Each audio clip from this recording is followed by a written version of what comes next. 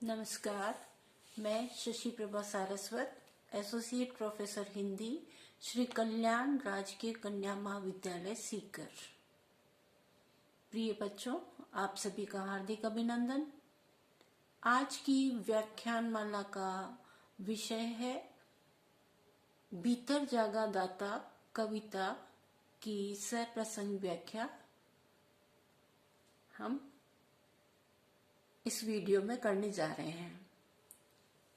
तो कविता इस प्रकार से है। मति आया सागर लहराया तरंग की पंख युक्त वीणा पर। मति आया सागर लहराया तरंग की पंख युक्त वीणा पर। पवन ने भर उमंग से गाया, पवन ने भर उमंग से गाया। फेन झालरदार मखमली चादर पर मचलती, फेन झालरदार मखमली चादर पर मचलती।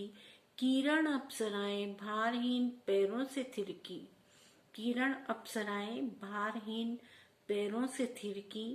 जल पर आलते की छाप छोड़ पल पल बदलती, जल पर आलते की छाप छोड़ पल पल बदलती। दूर धुंधला किनारा झूम झूम आया, डगमगाया किया मेरे भीतर जागा दाता। बोला लो ये सागर मैंने तुम्हें दिया। निम्नलिखित पद्यांश प्रयोगवाद के प्रणेता, नई शैली एवं नए भावों को सशक्त अभिव्यक्ति देने वाले सच्चिदानंद हीरानंद वात्स्यायन अज्ञे द्वारा रचित भीतर जागा दाता शीर्षक कविता से अवतरित है। इसमें कवि ने सागर का प्रतीकात्मक चित्रण करते हुए अपने हृदयगत भावों की सुंदर अभिव्यक्ति की है। कवि वर्णन करता हुआ कहता है, समुद्र की ऊंची तरंगों से, समुद्र की ऊंची तरंगों से मदोन्मत्त होकर लहराता हुआ, समुद्र की ऊंची उठती हुई तरंगों से परस्पर टकराने से जो स्वर लहरी निकलती है, वह मानव तरंग रूपी पंख युक्त वीणा पर पवन ने उत्साह से भरकर मधुर स्वर में गाया है। कहने का आशय यह है कि तरंगों का स्वर वायु वेग से चारों दिशाओं में फैल गया है। अज्ञे जी कहते हैं, समुद्र की श्वेत पीली फेन रूपी झालर, समुद्र की श्वेत पीली फेन रूपी झालर वाली रेशमी अर्थात सुकोमल और पतली सूर्य की किरणें रूपी अप्सराएं नाचने लगी हैं। उनके पैर एकदम भारहीन होने से मचलने लगे हैं और सागर जल पर चमकीली गीली छाप को छोड़कर प्रत्येक पल अपना रूप बदलने लगी है। समुद्र का दूर तक दिखाई देने वाला किनारा कुछ कुछ ओझिल लहरों के कारण झूमता हुआ सा दिखाई दे रहा है। आगे कवि कहते हैं, उस समय सागर की लहरें ऐसी हलचल को देख करके इस प्रकार प्रतीत होती है मानो उसके हृदय में यह भाव जागा हो और वह बोला कि सागर हमें कितना सौंदर्य युक्त वातावरण देता है, कितना हमें आनंदित करता है, इसलिए हमें भी सागर को कुछ देना चाहिए। हे सागर, मैं आपको क्या दे सकता हूँ?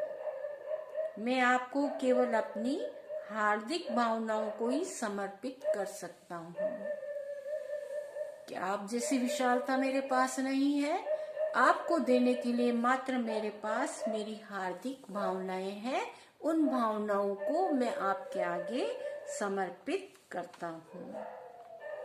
विशेष संदर्भ के अंतर्गत आपको निम्न बिंदुओं को लिखना है।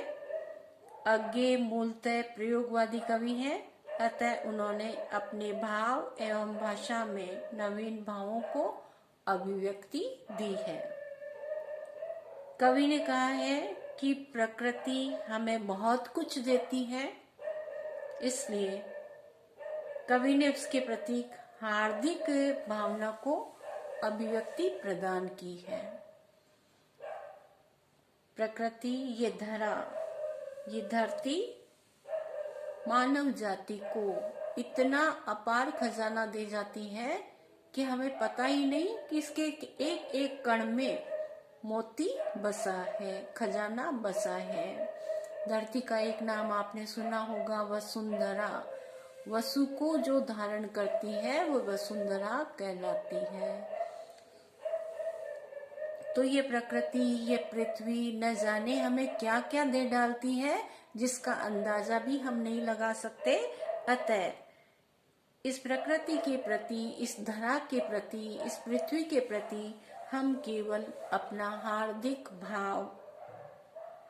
भावनाएं अभिव्यक्त कर सकते हैं। इस कविता में, भीतर जागा दाता कविता में मानवीकरण अलंकार का सुंदर प्रयोग किया गया है। इसकी भाषा में बिंबात्मकता एवं ध्वन्यात्मकता का गुण भी देखने को मिलता है। भाषा हालांकि कठिन है और गहन विचारों की अभिव्यक्ति देने वाली है। इसके विचार है अत्यंत गंभीर है, गहन है।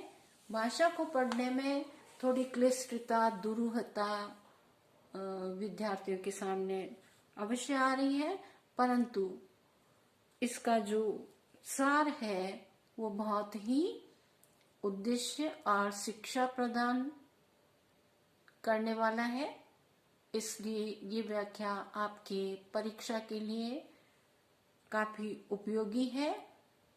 इसे परीक्षा की दृष्टि से बहुत ही अच्छे तरीके से आपको याद करना है, पढ़ना है, दोहराना है।